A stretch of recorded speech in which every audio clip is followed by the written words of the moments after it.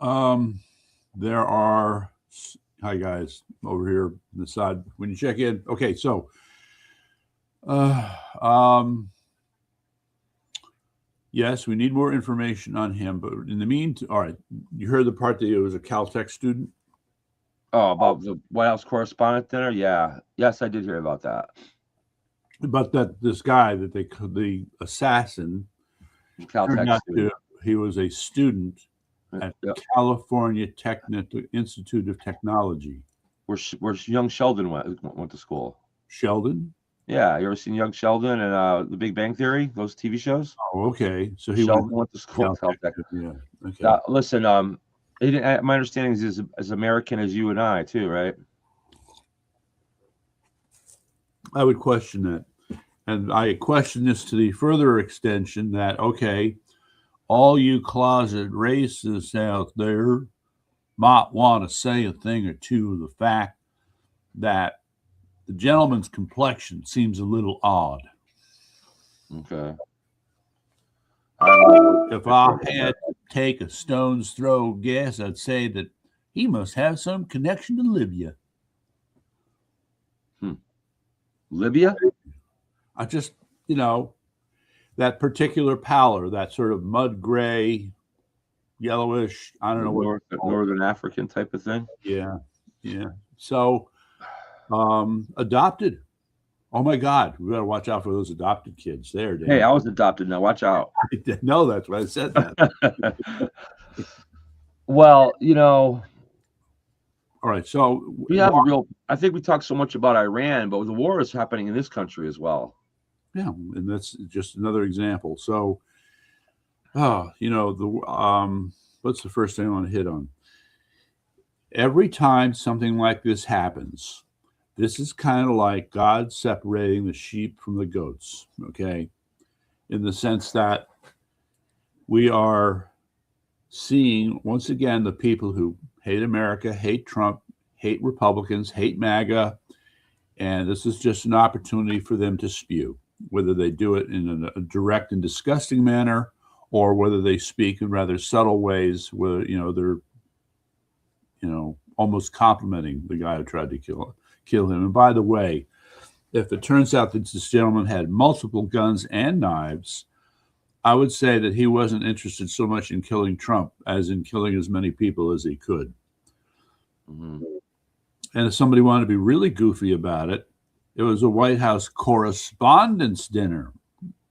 So maybe he wanted to kill a lot of correspondents who are liberal. Oh, How's that for wacky thinking? it's a possibility.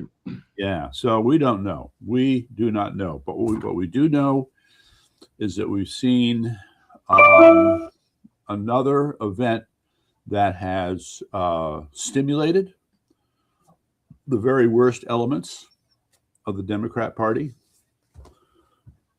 And it's called Take Note. Take Note. These are people that not you nor I should ever trust in any fashion. There's a box that they have to be put in.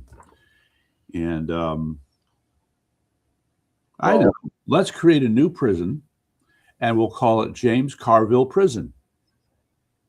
I like the sound of that because that's the only. I think I know where you're going with it, and I think what's making me sad today is the notion as well, I consider myself a little bit of a human nature expert, Okay. and I think that what's happened is this penchant for political violence as a tool and to gain your political point, I suppose, Yeah. something that the United States was free of, generally free of. What's that? I'm We're sorry. never completely free of political violence, but compared to the rest of the world, good lord. Well, I don't know. What And are we calling political violence? Because well, I think we can. are two congressmen beating each other up on the floor of Congress political violence? Yeah, of All course. right. All right. That happened well earlier in our history. This What is not about the shooting between Burr and what's his name when Hamilton. Aaron Burr was killed? Alexander Hamilton. Yes. Yeah. Okay. So, and I want to qualify what I'm saying by saying we've never been completely exempt from political violence. Hmm. But again, it's about perspective. Let's look at the level of political violence and the priority of which political violence is used in the United States as a tool compared to the way the rest of the world handles their political differences. And I don't think there's any, I think it's night and day. Mm. Up until about 10 years ago, anyway. Could you be more specific? Now, we have incidents of political violence throughout our history. However, I think you and I can agree that political discourse and debate has been our primary source in America of handling conflict versus the rest of the world. Well, of course. No, I think it because of the nature of violence, it just draws people's attention more. And well, look, we how many peaceful transitions of power have we had in elections in the United States over the last 200 years? Other than the election of 1860, yeah, every single transition of power we've ever had has been peaceful. Now, what kind of other country in the world has that kind of track record? Wait, I'm confused. What peaceful transitions of power? We've had probably 30 or 40 of them in our history where we've handed power over from one party to another. It's been continuous. I mean, why are you picking on 1860? That was the election of 1860. The election of Abraham Lincoln triggered the Civil War. Okay, that's that. But those are two different things. The transfer of power and political conflict are two different things. Well, the transfer of power, peaceful transition of power, is a display of the ability to avoid political violence. You're literally handing the keys of the country over from one ideology to another without a fight, which is something that doesn't happen too often in the rest of the world. All right. Well, here I got a little zinger for you. You ready? Okay. What are we up to now? 47? President number 47? Yeah, 47. We've had, yep. Okay. Or for office, I guess. 60 elections. There is another country that has a rather violent history that's about the same age as America. Mm-hmm. Okay? And you'd be surprised to learn that they've had about as many changes of power violently as we have had peacefully. Okay. Haiti. What would that country be? Haiti. And what's the country you're talking about? France? Haiti. Oh, Haiti. Yes. Haiti. Yeah, Haiti can't do anything peacefully down there. But they've had a similar sort of, what shall we say, a rate of change. Okay. Turning over power. Which is my point. We have mastered in America the ability to use political violence only as a last resort, not a first resort. Whereas it's in most other countries, and the way Europe handles their political conflicts, the political violence is just one of the, especially in Eastern Europe, it's just one of the plays in the playbook. Whereas here, it's never been like that. We've lost. What I'm sad about today is that over the last 10 years or so, and especially over the last year and a half or so, we've lost that. Like political violence is now an acceptable part of our discourse in America. I would not. So many people. It's cultural now. It's becoming cultural, and we can't put it back. We're never going to go back. Political violence will continue to be an increasing threat in the United States.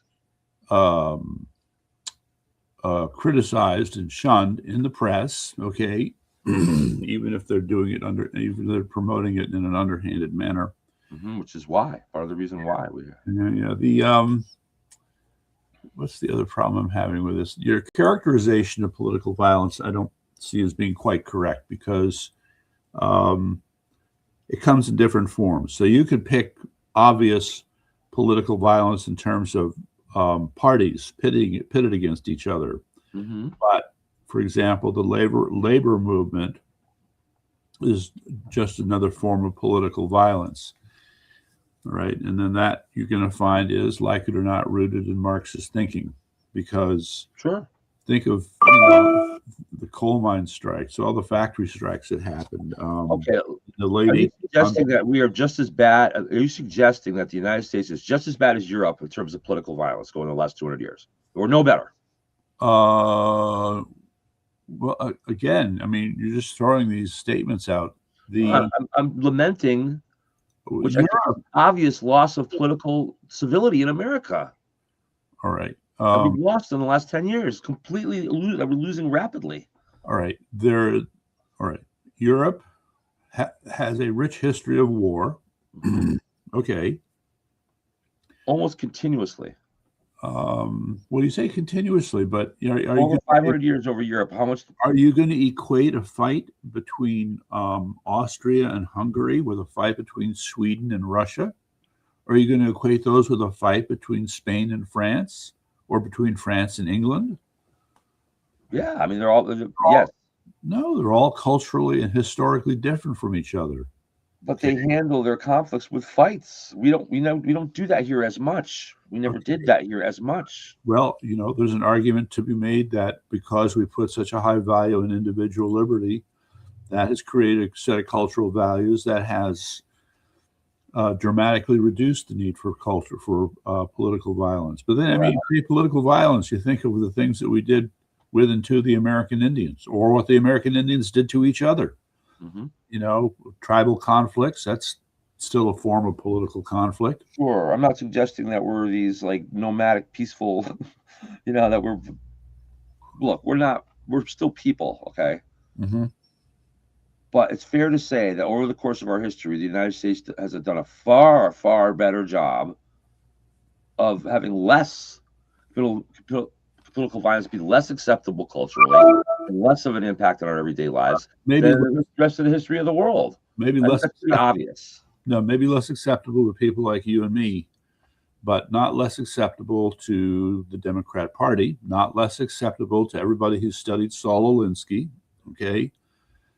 You're talking about the modern Democratic Party, not really. Well, I'm going to date the modern Democrat Party as starting from, loosely speaking, 1900 to the present.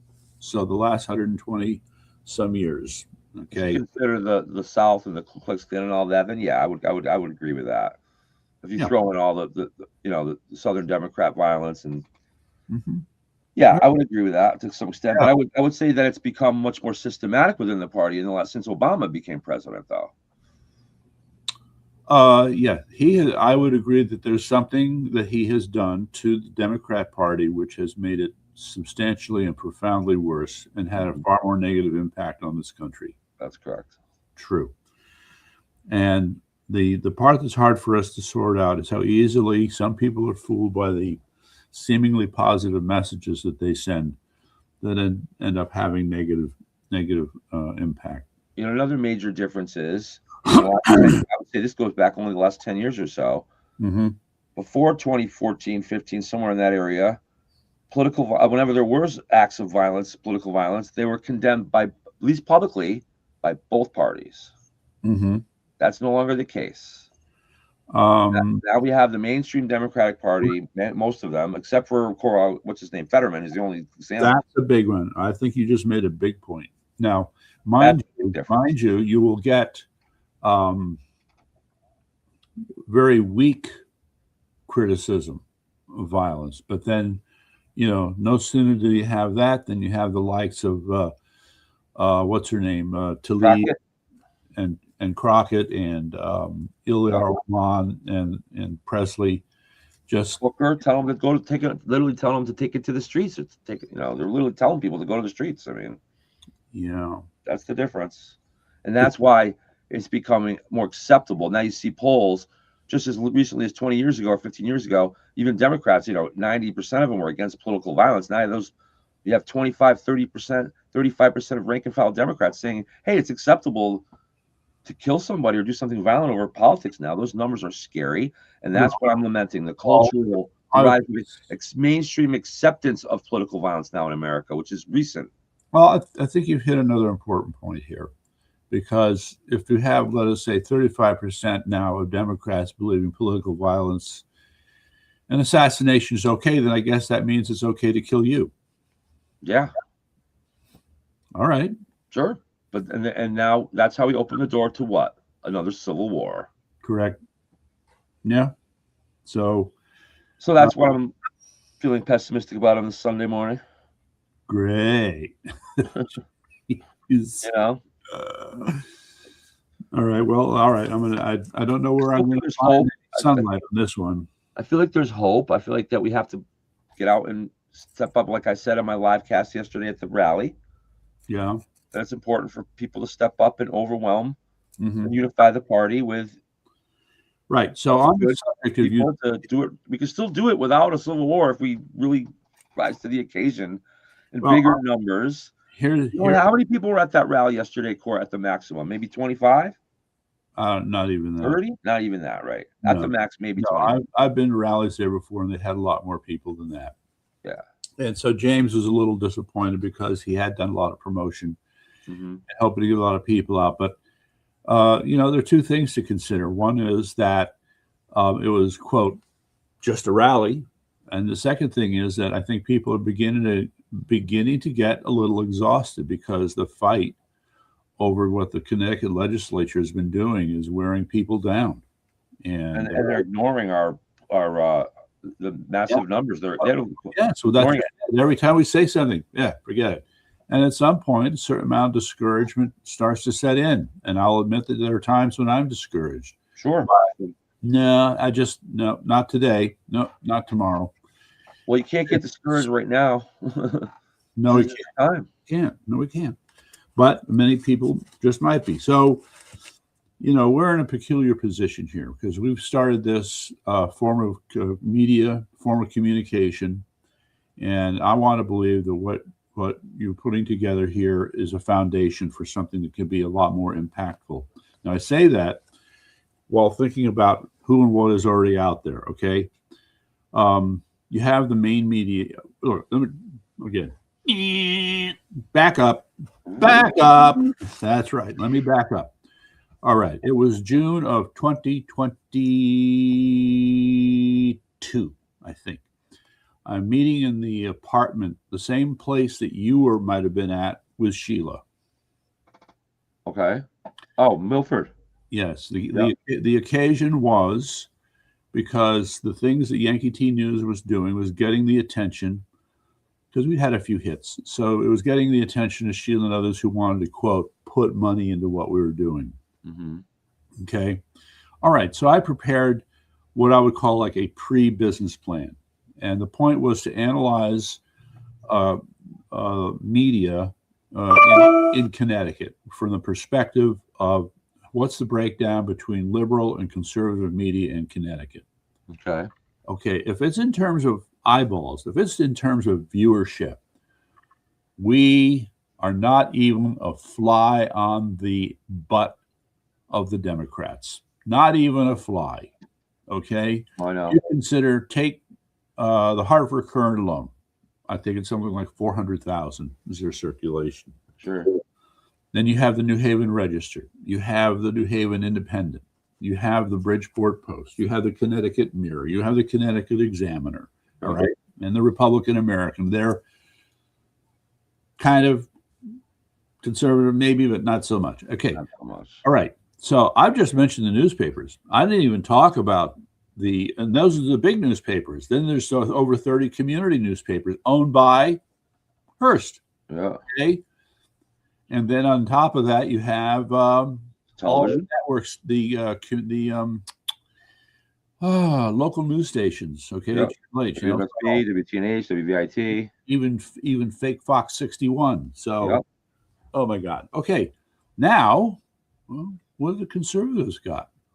Well, you, me, got Don Pesci as a columnist. There are a couple other people who are columnists. Connecticut Sentinel a little bit, maybe. There's a guy who has a small show in Danbury who's now doing it from home like we are. And that's why we're doing CSNE. Okay.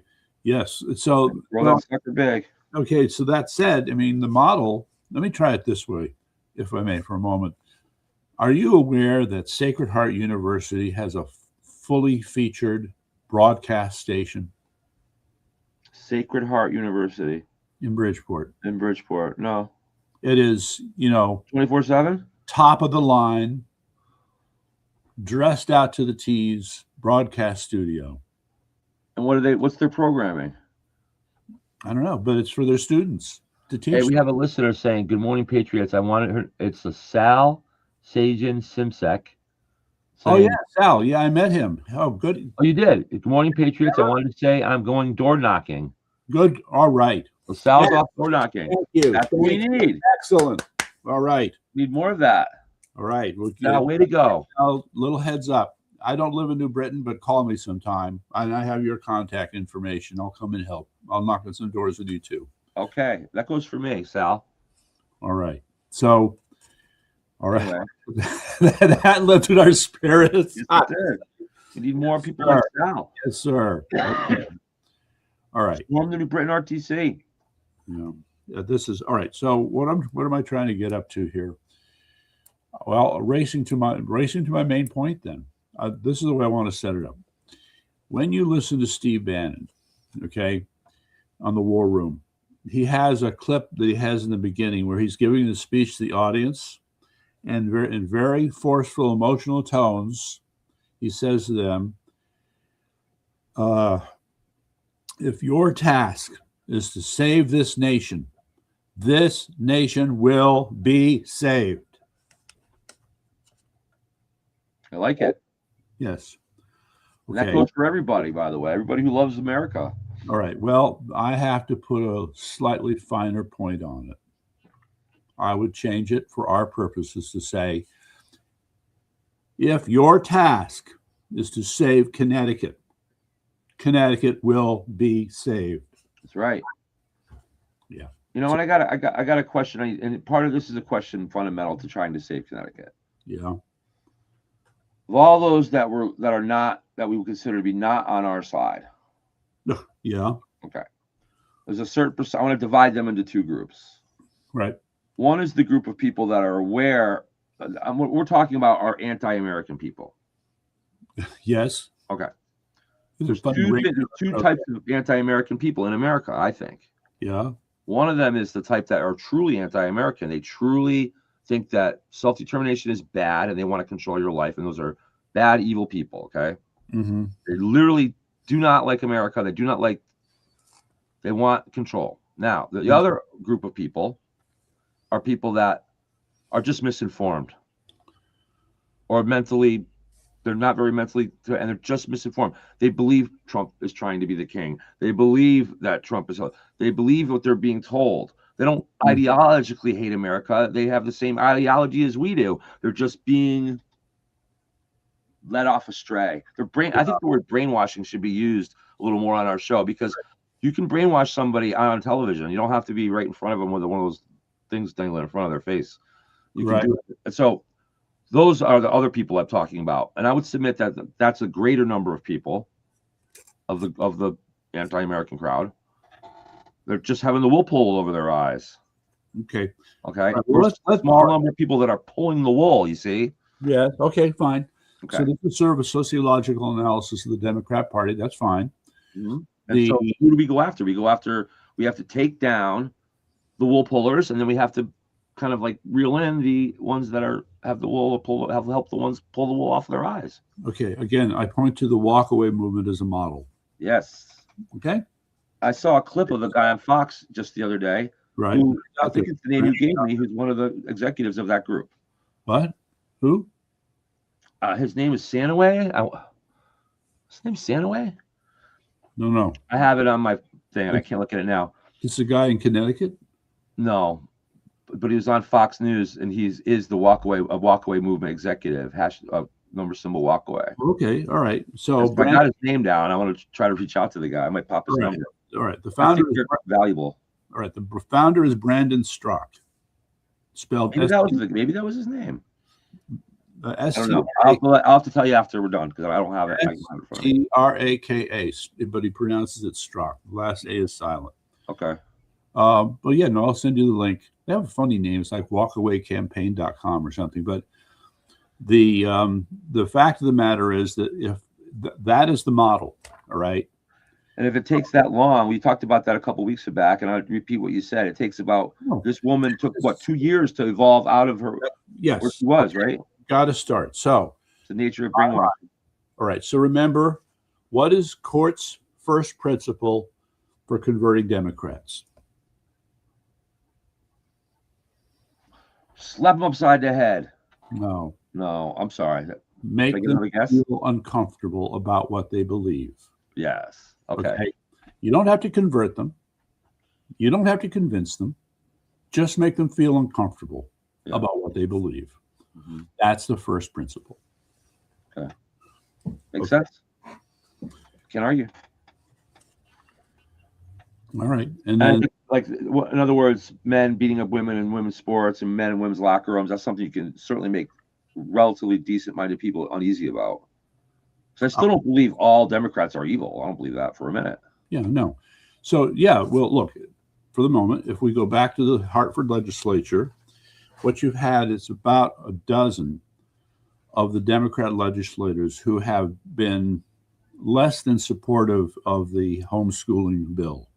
Okay.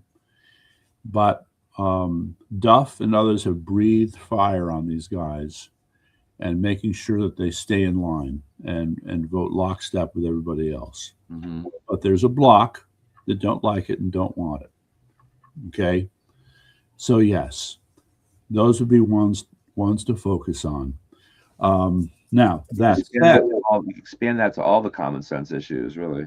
Okay, well, yes, but right now, in terms of this specific situation, we have knowledge that this block of Democrats are not comfortable with voting for that bill.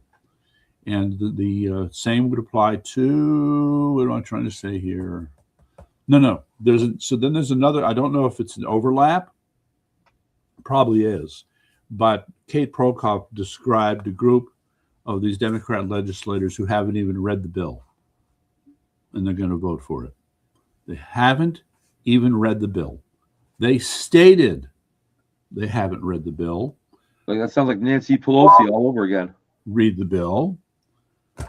This is inconceivable to me. Okay, and I don't even just a lot of noise needs to be made. Do we have the names of these people that stated publicly they're not going to read the bill? Kate would have them. Kate would have them. Well, we should get those and pop them out there. It's too late. Well, it's not too late. There's still some time, but again, even if it's passed, there's another thing going on where, what was it? It was darn.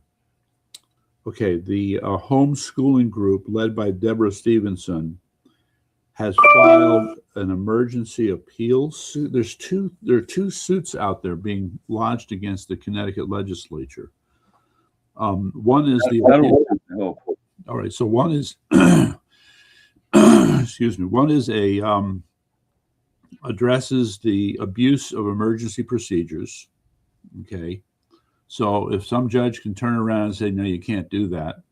But this is going to be, I'm just wondering if this isn't a states' rights thing. I don't know. Are these federal suits that are being filed, federal level suits? I hope. I seem to, I'm so stupid. I seem to think one of them is. Let me just see if I can find. The state suit's not going to do any good. Which leads me to like a related subject in this this sort of internal velvet attempt to take down America that's going on. Mm-hmm. One of the major areas is by guys like Obama and Lamont and Democratic executives appointing rogue judges who get into judge seats and make rulings not based on the Constitution, but based on what they're being told to do. Yeah. That is a major Achilles heel for this country. And we all know about a lot of the Trump policies that are being blocked by federal district judges, even though the Supreme Court ruled against that back last summer. Yeah. They're still doing it. They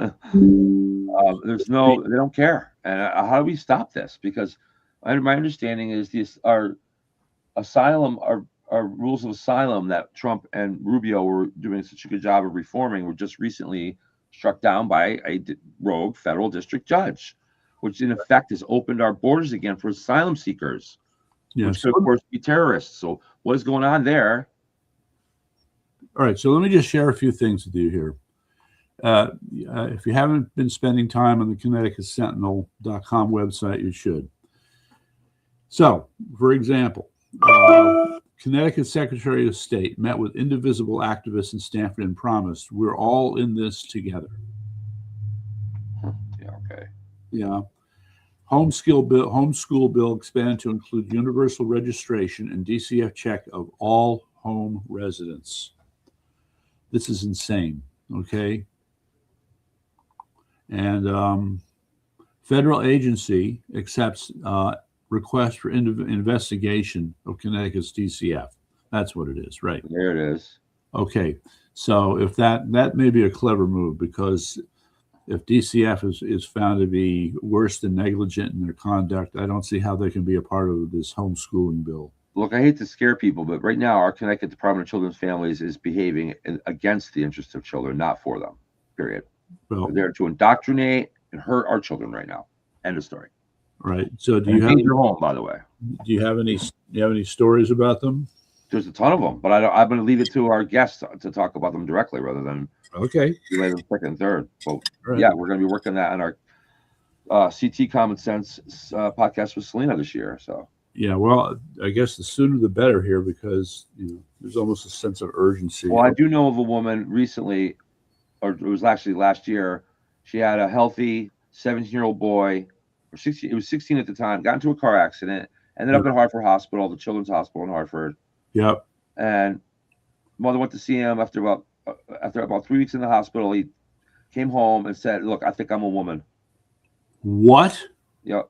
And they couldn't believe it. This guy was as much of a boy as anybody else before this, and they couldn't believe it. And they had been giving him,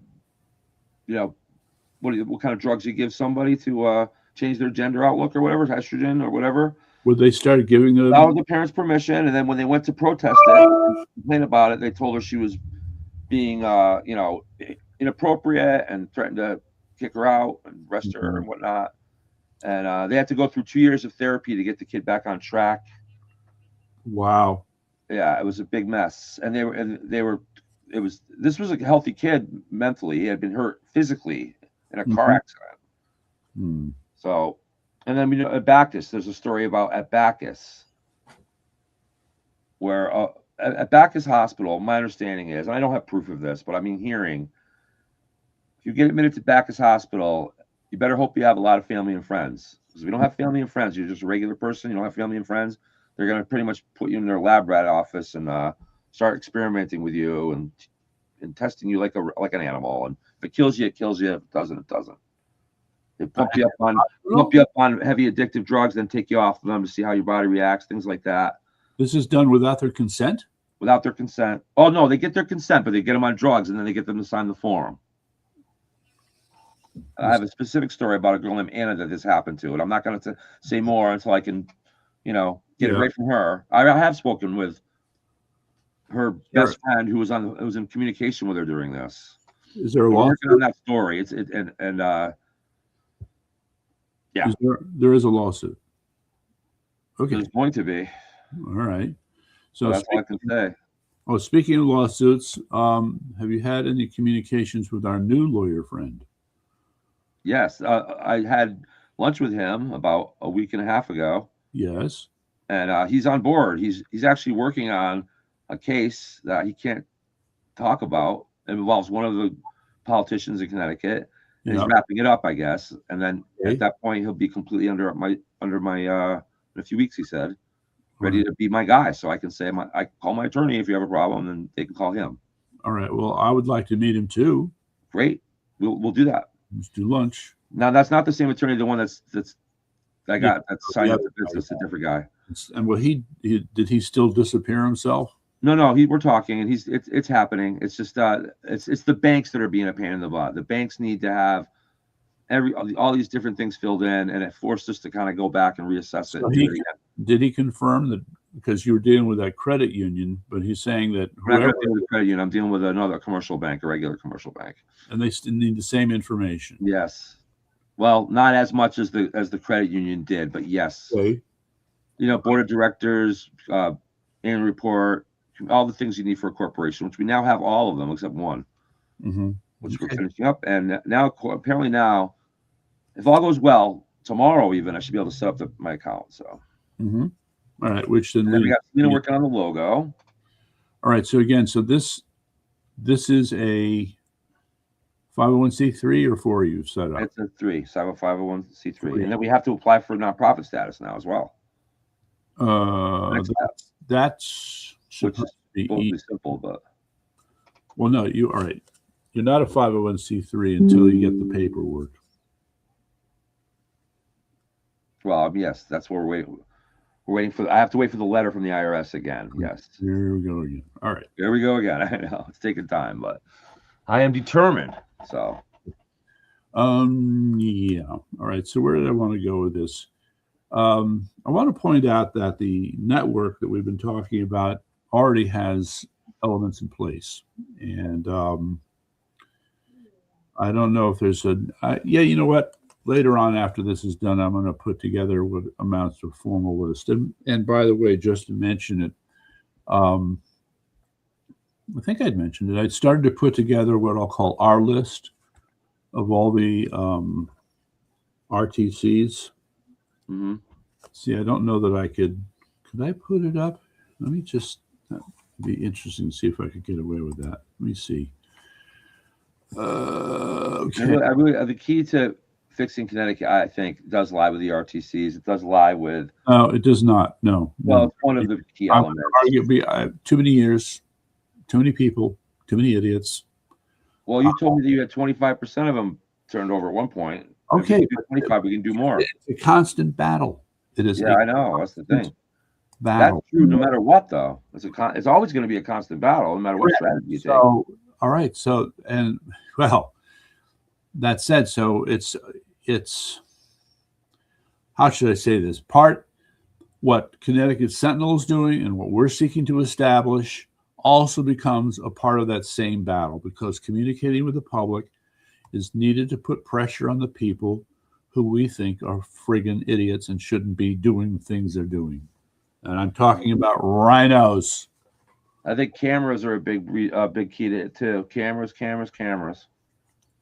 going to be using cameras to expose it directly to the people. Well, okay. All right. Cameras and media. Let's see. Hold on a second here. I wanted to. Okay. Darn. All right. I'm trying to do this while we're talking. I think we can get away with this. I'm going to find out. Let's see. Convert. Excel to PDF. See if I can get away with that. Clickety clack, clickety clackety clackety. Right. Just see if I can. If I have to work on this later.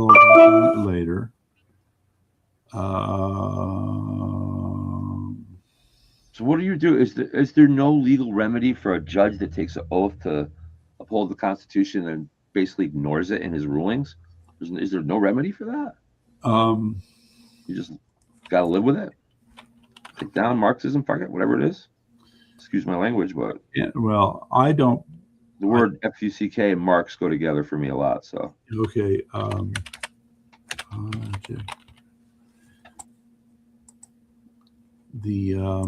trying to find out if I can get this to work here. Downloading. Something's happening. Okay. What are you bringing up? A map? I love maps. No. I am the human map. See? Map. All right. A little zip map right there.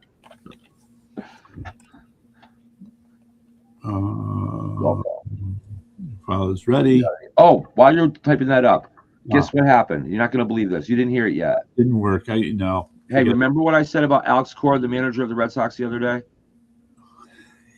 Yes, I do. I got him fired, man. You're kidding me. He was fired yesterday. All right.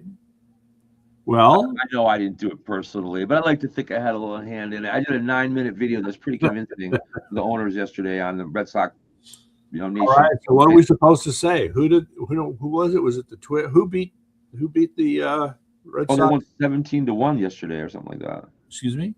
The Red Sox won like 17-1 or something yesterday. What? Yeah, they crushed the Orioles, and then they fired the manager that night. Okay, this is really making no sense. But hey, it's just one win against how many? No, it's the right thing to do. Yeah, you can't use one win as a barometer. The right thing to do. The team, it's going to be the right shakeup. I really do feel like that's the case. Okay, well, as long as they don't pick another Stu just like him to take over. So yeah, so it's my understanding that the Mets have been in a slump as well, and they won the last 2 games. Yeah, the Mondami curse is on. Well, we'll see how long that lasts. I mean, it's just. Yeah, they fired Cora though, and 5 of the other coaches too. So I think it needed to be done. What? 5 coaches as well. You know who they kept though? Who? You know who their old catcher is, right? Jason Varitek. No, I don't. I think he's going to be the next manager. Really? They moved him into a new position for now, but I Yeah. think he's going to be the next manager. So, do you have an opinion on him? I think he's great. All right. I mean, I don't know how he is as a manager, but he's anything better than Alex Cora. All right. Well, let me Seems try like this. a great guy. We'll see. Let's talk about team leadership for a second. There is the truth. Before you do that, I'm up for the job, by the way, for the owners of the Red Sox. Okay, but then Okay, your plate's already full, dude. I'd quit everything to manage the Red Sox, man. I'm sorry. See you guys. I'm going to Boston. Right. As with many. You know, my ex-wife, my first wife, wanted to work for the Boston Celtics at a time when the idea that some woman would be in the Celtics organization was, excuse me, this is a monastery, not a convent. Yeah. So, in any event, there was the University of Maryland soccer team. I think they were called the Ducks. The Ducks, I think, was their name. I'm not Terrapins? sure. Or Terrapins, might have been the Terrapins. In any event, there was this pitched effort to really recruit and make a better team, and they're out there and they're playing and they're still losing. And so the coach hired this psychologist to study the team and figure out what was going on. And what he discovered was quite interesting. Okay, the coach, let's say there was Bobby and Joe. So the coach had picked Bobby to be the team captain. And the team just wasn't doing that well. But what the psychologist discovered was that Joe was the guy that everybody looked up to. He was the quintessential. Now, an alpha male isn't just some tough guy. An alpha male is a person who cares about everybody else, always checking in, making sure everything's going along okay. Right. Okay. So Joe was your alpha male on the team who everybody liked, trusted, related to in some fashion. So when he made Joe the team captain, all of a sudden they started winning. Mm-hmm. Okay. I do have experience, by the way, for the owners of the Red Sox. I do have experience. I did manage my daughter's 12-year-old softball team to an 8-4 record and a loss to a tough team in the playoffs. There you go. That's great. Yeah, you make the joke, but I noticed in the Little League that Little League teams can go through everything that a professional team goes through. Yeah, we went through it that year. The parents were great for the most part, but they were very discerning, though. Let me tell you, flops, great plays, bad plays, and so there are a couple of stories I just love to tell. One is when Douglas, what was it? No, well, he was on a team called the Black Sox. So they're like the regular season. So they were playing on the Black Sox. They had this pitcher, okay, who, what were they, like 11 years old, 12 years old, something like that. He gets up on the mound, okay, and he's doing a pretty good job. He throws his pitch, and the umpire calls it a ball. The kid was pissed. Oh my, was he pissed? So he blew a gas. Under control, kept under his hat there, but he was pissed. And when he came back up again, are you ready? 10 and done. 10 pitches and done. As in 9 strikes and a ball. Wow. Almost an immaculate inning. A little kid. Who knew? That certainly made an impression on me. So don't underestimate them. Mm-hmm. Anyway, so the other joke is that Douglas got traded to another team too in a season. So it's like, look, you've gone through everything the professionals go through. That's too much. Anyway. Well, that's actually going to turn it around now. Watch. Okay, well, I believe it. But we see this all the time. It's amazing how they can go from last to first in just a couple of months. Yeah, well, look, that's one thing they got in their favor. They got a lot of time left in the year because they're 10. I believe they're 10 and 17 right now. Ouch. Okay. So we'll see what happens from here. Well, how many games? Oh, that's what I said. A lot of games left. There's probably 130 games left. So, yeah. And Can you imagine even playing 162 hardball games in 1 year? That in itself is okay. Crazy. What was my contract again? $35 million. Yeah, I think I can put up with this. Absolutely. Yeah, and that's it. Just, I mean, we know the other part of the story here. I mean, baseball players manage to last. Football players, not so much. Yeah, you know, if you make it to the NFL, and if you make it onto a major league roster, Yeah, and unless you really screw things up, you're going to be set for life. Period. End of story. Just get on a roster. That's it. yeah, but Now the NFL, that's not true. yeah, the I NFL, actually had a family member, a stepbrother, yeah, who did make it to the NFL. He played on the Chiefs, uh-huh, and he played briefly on the Eagles too, and the Redskins at the end of his career. okay, And he started one game as a starter as an offensive lineman. yeah, He played mostly as a third down and special teams guy. Didn't really get a heck of a lot of playing time, but and then ended up having back problems. But originally he was getting his check was $30,000 a month for 6 months of the year for when he was first playing, which is good money. But what happened? His contract was also not guaranteed, and he had that really good money for a relatively short period of time. And when his back started to act up and he got traded, he never really admitted, for that. He was only played, I believe, for 2 seasons for the Chiefs, and then part of a season for the Eagles, and another part of a season for the Redskins. And he doesn't have any money now. yeah, He's not doing well right now, and it didn't. It wasn't a guarantee. Even though he did start a game and he did play on 2 whole seasons on a team, yeah, it wasn't the life windfall like like you might think. yeah. Well, that said, Now, you know what the average career is for an NFL player? yeah, like a 2-year, 3-year thing at the most. 4. Yeah, 4. Okay. And He also screwed things up too. He was kind of a jerk, and when they told him, they wanted him to. He was an offensive lineman, and the coaches wanted him to practice with the offensive line, of course, and he refused to do it because the union had some rule that you only have to practice for one certain period of the time of the day or the other. You could choose, and the team wanted to practice in the morning, and he didn't want to wake up in the morning, so he told him, "My union contract says I don't have to do it." And technically, he was right, but the coach said, "The hell with this guy," and that's how he got traded. yeah, not a team player. So not a team player, and it killed him. Really, probably would have been able to get himself set financially if he had been a little bit more. So it was really on him. So it's in anything, whether you make it to be a star of a movie or an NFL player, or just working a job as with a plumber or something. Like, it's all about how you apply yourself. Right. So there's my little lesson of the day, my little life coach lesson of the day for you. Okay. Just to make the comment too, the first team that Douglas played on, the coach was the weirdest guy you could ever imagine. Oh boy, now you're scaring me. He was immediately, he reminded me of Babe Ruth. He had the same physical build, and he had this way of talking. It's just like, it's Babe Ruth. Babe Ruth is reincarnated here. What's going on? It was wild. But I wish I could have recorded the comments, the way he would psych up the troops. Like the Bambino himself. Yeah, So I didn't realize how much I loved Little League. That was it was fun. I had a ball coaching too for Tori's team. I had fun. That was so much fun.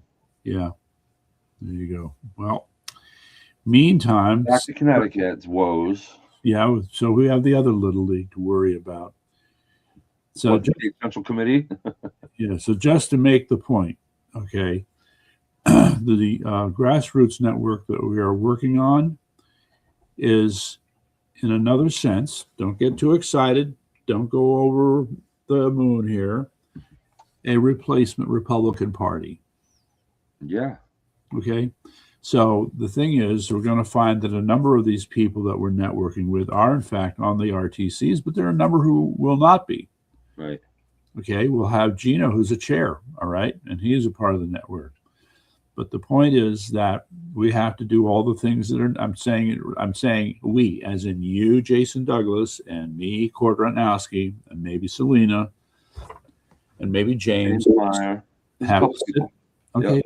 We're the ones right now who are responsible for the vision for this grassroots organization. So maybe it's the Connecticut Grassroots Republicans. I call it the New Sons of Liberty myself. Okay, well, all right, that'll confuse them. So, sure. The other part of this, though, as we talk about this, is what kind of, I mean, to use the Sons of Liberty, of course, is to imply what else? Activism, strength. Keep going. I don't know. Tell me. Wasn't it the Sons of Liberty who did the Tea Party? Yeah. Oh, okay. You're talking about. Oh, I see what you're saying. Sons of Liberty makes it sound like we're going to get a little too far down the line in terms of. Not necessarily. We just, well, look, if it's, I don't know. I don't see us, quote, raiding Democrat offices or anything. No. This is all nonviolent stuff. Okay. But we're not going to break any laws here. Yes, there's a capacity here to go out and, it's on that point, and I agree. So here's the thing. Aggressive activism is one thing, So let me ask the rhetorical question.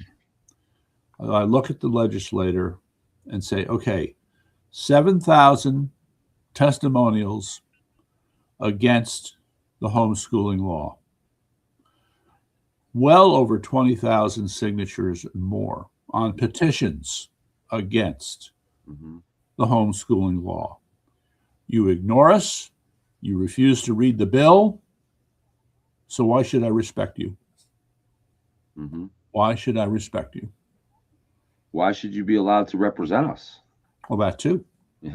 Yeah, but this, this points to a larger issue, which is the need for reform. I could sit around and I'm sure other people, Rob Sampson especially, there's a whole list of things that you can say, these are the reforms that restrict the legislative majority party from abusing their position. Doesn't matter, though some of those rules may already be in place and the Democrats are ignoring them anyway. So I don't know what the answer is, okay? But something has to be done to them in some fashion. Taking to court. Vote them out, and if we can't vote them out this time around, then we're going to have to take them out next time around, because that's really all it comes down to. We're not, in New Hampshire, they say, give me liberty or give me death, and I'm all about that. Okay, so here's the thing. You've got, how do I want to present this? There are, no, I haven't, this thought is not completely formulated yet, but the components are these. You have to have an effective system in place for dealing with election fraud.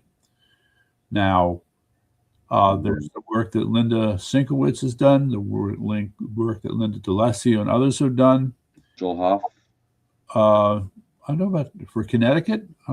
Nationwide and as a result, and by extension, Connecticut.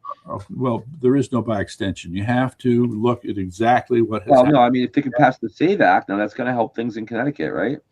Yes, that would be a critical part of it. Yes. So that, for us, that would be on number one. But in the meantime, it's one of these three components I'm trying to put together in my mind here. The dealing with election fraud. There's election fraud versus voter fraud, which are two different things as well. Why do you think fraud meaning? Why do you think of elections on election day? Why do you think I said election fraud? Right. Other people use voter fraud. To me, it's very clear that when you're talking about institutional manipulation, okay, screwing with the rolls and such, that's institutional. Okay, right. That's election fraud. So, and in the meantime, though, when you have a Christine Ayala who gets prosecuted for 19 counts of voter fraud, that's voter fraud. Right. Okay. And so, I don't know, you have a gray zone here when you have someone like John Malazzi, who is a former DTC chair in Stanford, who is, convicted for 20-some counts of forging signatures and absentee ballots. Then you got, is that, to me, that's technically voter fraud. Okay. But the voter fraud takes place after the vote, whereas election fraud takes place before the vote. Essentially. That's a great definition. I'm stealing that. That's excellent. There you go. That's what it is. Okay.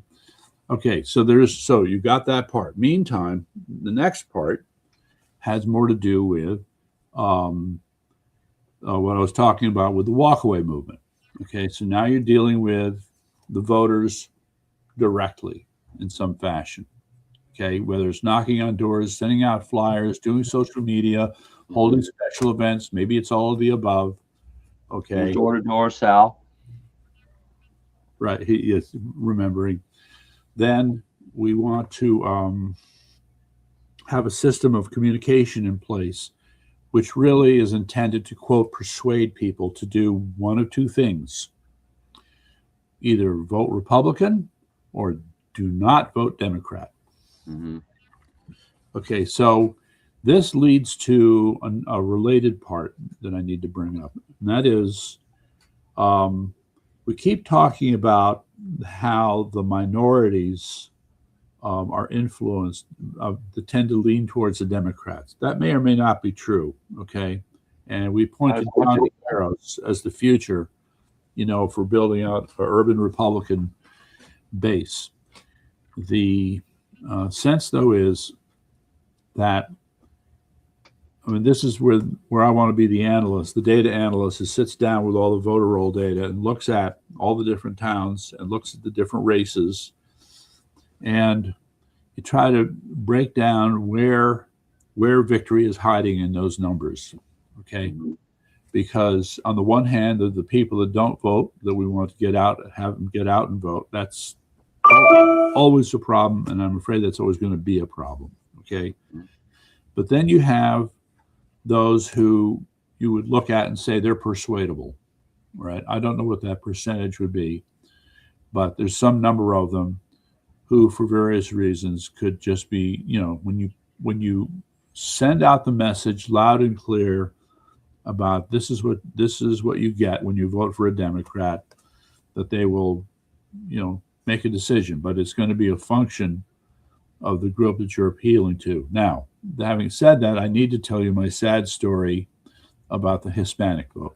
Are you ready for my sad story about? I'm ready. The vote? All right. Now, this sad story in no way would apply to John DeBarros and what he's doing. But in Stanford, Alan and I one day said, you know what? We should really work on the Hispanic vote. So this is in the summer of 2018, 2017, something like that.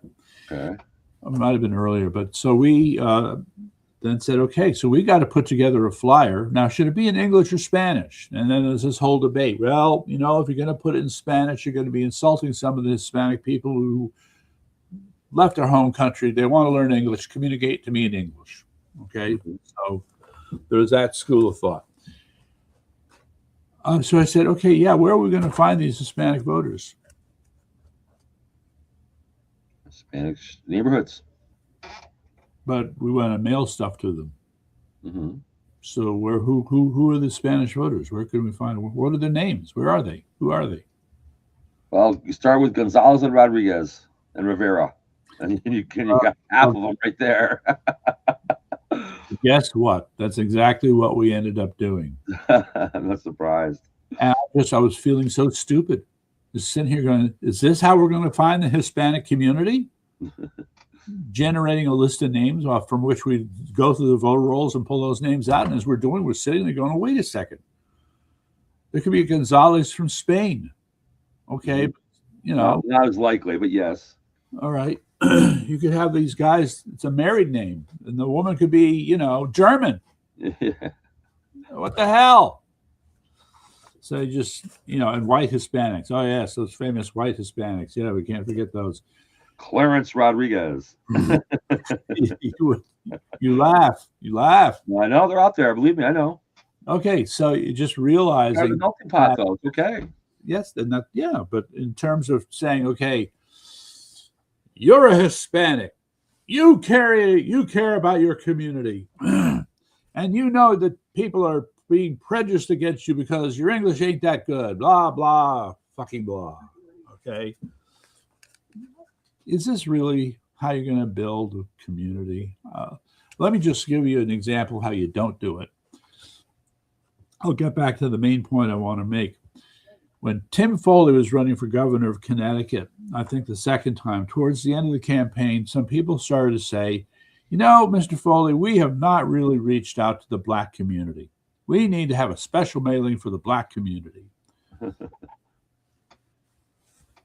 See, I don't know if I have an example. Okay, well, no. Okay.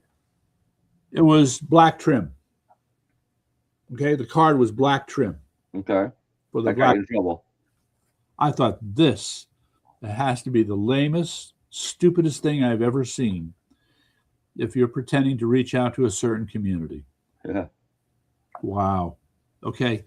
So, you know what? Maybe the Republican Party does have a problem here that we don't understand.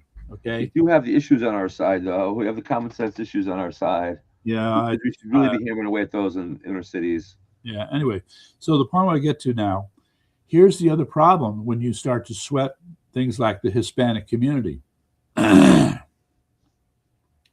Now, in all fairness, it was a primary in August, but it is nonetheless indicative, and I will explain. We had a list we sent out, and at the end of the day, the percentage of the Hispanic community in Stanford that actually came and voted in this primary, 5%, 6%. Okay. What's the normal? 15% for all voters. Right. Okay, so you can say, well, if you're including the Hispanic, then the white might be a little bit bigger, black might be a little bit bigger. That means there's room for improvement. Well, yes, you can say that. But what are we doing with our limited time and resources chasing a community that hardly comes out and votes? You know, there is some question here. And this maybe the right message isn't being delivered, though. I think part of it is the Democrats are selling us a bill of goods. When they talk about, the Republicans suck at reaching out. Yeah, because we tell people what they're going to get with Democrat votes, which is the truth. They'll go out and say, if you vote for Republicans, they're going to take away this and do that. Right. They lie. And for what it's worth, also, I remember in Stanford going into it was a more like a Hispanic grocery store than a bodega. It was pretty big, and they had a radio playing in the room, playing music and stuff. But when the radio announcer got on, or the DJ or whoever, I knew enough Spanish to be able to determine that guy was trashing Republicans and Espanol. And I'm going, this is not fair, if you will. Okay. And it's just in a backhanded way, Jason. This is just like another example why this needs to be done. Got right. Got with that. I think we got to wrap it up for today. You got anything else you want to close up with, real quick? That's probably it. We're going to have to. I'm going to send you that list, or I'm going to work on it some more and then send it to you later. Yeah, I'd love to see that list. Let's do. So we're going to record tomorrow after about the same time tomorrow, or because Monday we do during the day because you're Stanford thing. Yeah, we should probably do it about the same time tomorrow. I'm game. All right. Okay. All right. With that done. All right. Good night, everybody, or good day, everybody. Yes. Happy Sunday, and right. Beautiful. God bless America.